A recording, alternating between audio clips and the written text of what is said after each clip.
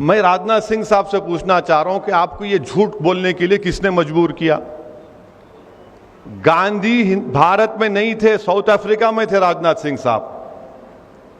वहां से क्या उन्होंने क्या प्लेन में उड़ के आके बोले या क्या, कैसा है? अल्लामा फजल खैराबादी रहमतुल्लाह अलैह हो या मौलाना हुसैन अहमद मदनी रहमतुल्लाह अलैह हो, ये माल्टा की जेल में थे, वो अंडमान की जेल में थे। कोई भी एक खत इनका नहीं बता सकता कि उन्होंने अंग्रेजों से माफी की भीख मांगी।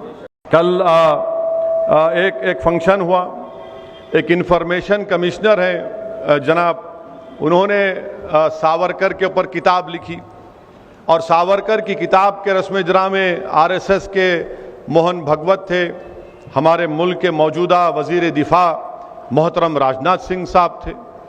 तो दोनों की तकरीर हुई, उसमें वजीर दिफा ने यह कहा कि सावरकर ने जो अंग्रेज़ों को माफ़ीनामे के ख़त लिखे थे वो महात्मा गांधी के बोलने पे लिखे थे। आप उलमाए कराम यहाँ पर मौजूद हैं, अल्लामा फजल खैराबादी रहमतुल्लाह अलैह हो या मौलाना हुसैन अहमद मदनी रहमतुल्लाह अलैह हो, ये माल्टा की जेल में थे, वो अंडमान की जेल में थे। कोई भी एक खत इनका नहीं बता सकता कि उन्होंने अंग्रेजों से माफी की भीख मांगी। कोई नहीं बता सकता, कोई नहीं बता सकता। अब ये जो मोहतरम है सावरकर, ये जेल में गए 1911 को। कब गए जेल में? जुलाई 4, 1911 को गए। ये जरूरी है बोलना क्योंकि रिकॉर्ड हो गया तो दिखाते टीवी वाले, इन्हें एक और भड़काऊ भाषण गुलगोर में दे गए बोल के। तो जुलाई 4, 1911 को उन्होंने जेल में डाले सावरकर को। अब राजनाथ सिंह ये बोल रहे कि महात्मा गांधी खुद उनको ये बोले कि आप अंग्रेजों को एक खत लिखो, मर्सी पिटीशन लिखो, माफीनामा लिखो। मैं राजनाथ सिंह साहब से पूछना चाह रहा हूं कि आपको ये झूठ बोलने के लिए किसने मजबूर किया? 4 जुलाई 1911 को जब सावरकर को अंग्रेज गिरफ्तार करके काला पानी अंडमान में रखे, गांधी भारत में नहीं थे, साउथ अफ्रीका में थे राजनाथ सिंह साहब। वहां से क्या उन्होंने क्या प्लेन में उड़ के आके बोले या क्या, कैसा है? उतना प्लेन भी नहीं था जब, तो कुछ भी नहीं था।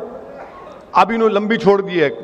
अब ये समझे कि हम लोग हमारे कान में फूल है, हम नहीं देखेंगे, नहीं मालूम हमारे को मालूम, हम भी थोड़ा थोड़ा पढ़ते, ज्यादा नहीं पढ़ते, थोड़ा थोड़ा पढ़े लिखे हैं। वो हम तेलुगु में बोलते కొంచెం కొంచెం, लिटिल लिटिल। ये पहली झूठ इनकी।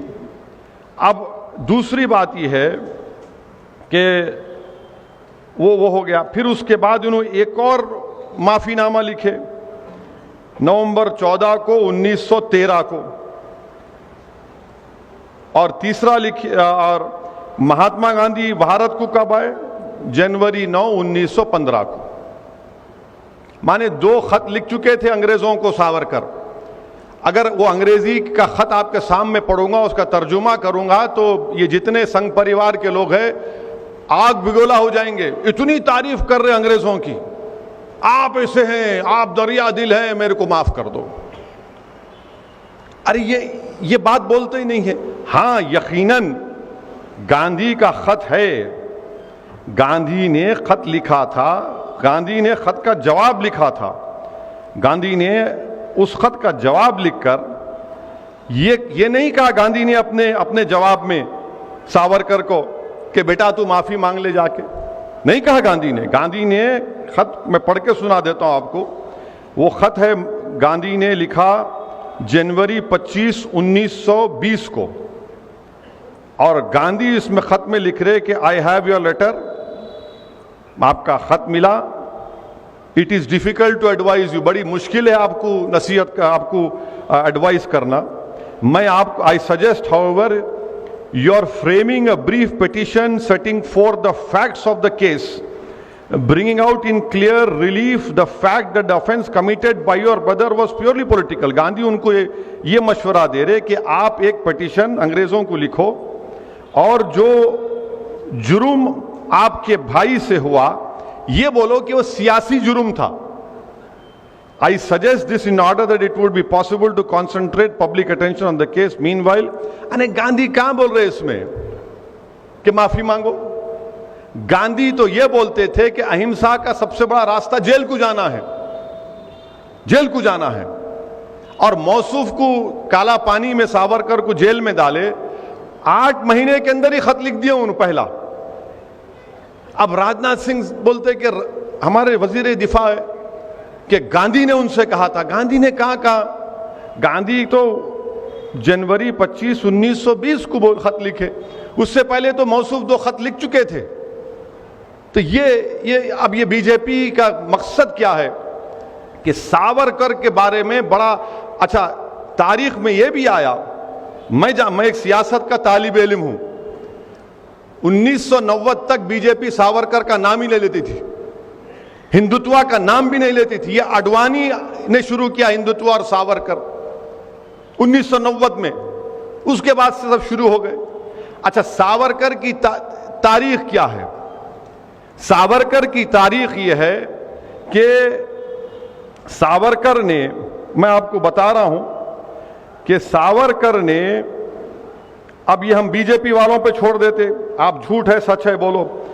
सावरकर ने 1900 आजादी मिलने के बाद 1947 में, क्या सावरकर ने नहीं कहा था कि मैं तिरंगे को नहीं मानता, मैं भगवा रंग को मानता? कहा था सावरकर ने यह बात। तीसरी बात, सावरकर ने यह भी कहा था कि हिंदू बादशाहों को का यह काम था कि वो मुस्लिम खवातीन की इज्जत लूटते, उनका रेप करते ताकि जंग जीत जाए। चौथी बात, सावरकर ने यह कहा था कि जब नेताजी सुभाष चंद्र बोस अंग्रेजों से गुलामी को खत्म कराने के लिए भारत के लोगों से बोल रहे थे कि आओ मेरी इंडियन नेशनल आर्मी में आओ, तो सावरकर लोगों को बोल रहे थे नहीं तुम अंग्रेजों की फौज में जाओ। छठी बात, सावरकर ये तारीख में है, ये मैं कोई अपने दिल से नहीं, उससे नहीं मना रहा हूं मैं। 1939 में कांग्रेस और तमाम मुजाहिदीन आजादी ने फैसला लिया कि हम तमाम अपने अपने विजारत के ओहदों से इस्तीफा देते, तो सावरकर लिंगिंग तो वायसराय के पास जाके बोले नहीं हम नहीं देते, हम आपके साथ हैं, हम आपके साथ हैं। 19 सब अच्छा, ये बार बार बोलते मुसलमानों को 2 नेशन थ्योरी। अरे 2 नेशन थ्योरी की सबसे पहले बात करने वाला 1937 में सावरकर थे। सावरकर ने कहा कि हिंदू नेशन है और मुसलमान एक कम्युनिटी है। आप बोले, हम नहीं बोले। ना हमको सावरकर से मतलब है, ना जिना से मतलब था, हमारे को ना रहेगा कभी। और आपको मालूम कि हिंदू महासभा और मुस्लिम लीग मिलकर इख्तिदार में थे उस जमाने में, माने दोनों, हिंदू महासभा और मुस्लिम लीग मिलकर इख्तिदार में थे। और आखिरी बात, सावरकर महात्मा गांधी के कत्ल में मुलव्विस थे। कौन बोले बात? ये महात्मा गांधी के जो कत्ल का मुकदमा चला उसमें सावरकर एक्यूज थे। कोर्ट ने उनको कहा कि इनका जो पीए था सावरकर का, बाजे नाम था, वो जो एविडेंस दिया उसको कानून में क्या है कि कोरॉबोरेट करना, मैंने सिर्फ मेरे बोलने पे नहीं बल्कि इलियास सेठ भी बोलना, वो नहीं कर सका। मगर जस्टिस कपूर जो सुप्रीम कोर्ट के चीफ जस्टिस थे, कमीशन ऑफ इंक्वायरी बनाया गया, उन्होंने अपनी रिपोर्ट में कहा कि सावरकर के घर में गांधी के कत्ल की साजिश हुई। आप इनको अपना हीरो मनाते, आप इनको। अच्छा ये भी छोड़ो, आप ये भी अगर झूठ रहा तो क्या सरदार पटेल ने नहीं लिखा कि हिंदू महासभा की एक फाइनेंशियल ऑर्गेनाइजेशन सावरकर के मातहत थी जिसने गांधी को कत्ल किया? ये सब चीजें हैं और ये आप कर रहे हैं। जब मैं 2004 में पार्लियामेंट को, हैदराबाद की आवाम का लाख शुक्रिया, मुझे मुंतखब करके अल्लाह ने भिजाया। 2004 में पार्लियामेंट के सेंट्रल हॉल में मैं गया तो जैसा वैसा बैठे हुए सेंट्रल हॉल, यहां पर गांधी की फोटो है और उसके राइट ऑपोजिट सावरकर की फोटो है। आप बताइए कि जिसके कत्ल का मुकदमा उस पर चला, कोर्ट ने बरी किया उनको, मगर इंक्वायरी कमीशन में उनको साबित हुआ कि वो मुलविस थे। यानी गांधी की फोटो एक तरफ, सावरकर की फोटो एक तरफ। तो ये क्या हो रहा है हमारे मुल्क में? फिर खुद वजीर दिफा इस तरह की अगर बात करेंगे, और फिर मोहन भगवत आरएसएस के सरसंघचालक बोल रहे नहीं सावरकर उर्दू बड़ी अच्छी बोलते थे, गजल लिखते थे, उन मुस्लिम दोस्त थे, कहते गजल लिखे तो मुस्लिम दोस्त हो जाते। आज मीडिया वाले में से पूछे, मिला तुम्हारे इनको तारीख नहीं मालूम, महात्मा गांधी के कत्ल का जो एफआईआर था वो एफआईआर भी उर्दू में लिखा गया था। एफआईआर भी उर्दू में लिखा गया था कि मुल्जिम 1, मुल्जिम 2, दफा 302। सावरकर ने उर्दू से नफरत का इजहार किया था, वो भी रिटर्न है।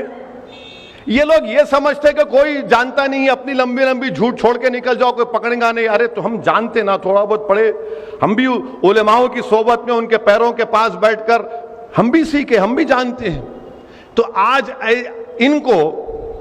इनको आप बना रहे हैं कि उन्हें बड़े वो थे। अरे कहां थे भाई, गांधी के कत्ल में ये थे। सावरकर ने यह भी लिखा कि हिटलर ने जो जर्मनी में यहूदियों को खत्म किया वो सही था, क्योंकि यहूदी जर्मनी से अंदर नहीं मिल सके, एसिमिलेट नहीं हो सके। अरे फैसिज्म की तायीद करते थे और हमको सिखा रहे हैं। और सबसे बड़ी बात याद रखिए, बीजेपी और संघ परिवार, जो कांग्रेस के लोग भी आज सावरकर की तायीद करते हैं। खुल के बोलो नहीं मानते उसको। सावरकर ने अपनी किताब हिंदुत्वा लिखी। हिंदुत्वा में सावरकर ने लिखा कि मुसलमान इस मुल्क से मोहब्बत नहीं कर सकते, क्योंकि ये इनके बाबा की जमीन नहीं है, ना इनके लिए ये एक मुबारक सरजमीन है। अंग्रेजी का लफ्ज था कि ना ये फादरलैंड है ना ये होली लैंड। इनका तो होली लैंड मक्का और मदीना में। अरे मक्का मदीना को नहीं पूछते, मक्का मदीना को हम खुदा नहीं मानते, हम जमीन और आसमान के खालिक को खुदा मानते। यह हकीकत है। मगर ये इनकी किताब में लिखा हुआ हिंदुत्वा, इनकी किताब है, पढ़ने अगर पढ़ने का मौका मिला तो पढ़िए आप। बाज़ाब्ता बोल रहे वो, और ये बोल रहे कि मुसलमानों को यहां पर सर्विट्यूड में रहना पड़ेगा।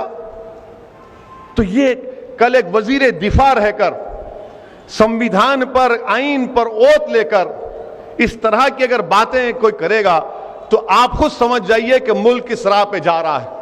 मैं मीडिया से भी कहा और आज भी कह रहा हूं कि एक दिन एक वक्त आएगा, इसी तरह की अगर रविश बरकरार रहेगी, इसी तरह की ये नफरत बरकरार रहेगी, तो एक दिन आएगा कि इस मुल्क में बीजेपी संघ परिवार कहेगी कि अब बाबा कौम सावरकर है, गांधी नहीं है, और गोडसे मुजाहिदी आजादी है। ये सिलसिला अगर चलता रहेगा तो ये शिद्दत पैदा हो चुकी है। ये तारीख को तोड़ तोड़ कर आरएसएस जो है आधी सच बोलती और पूरा झूठ बोलती।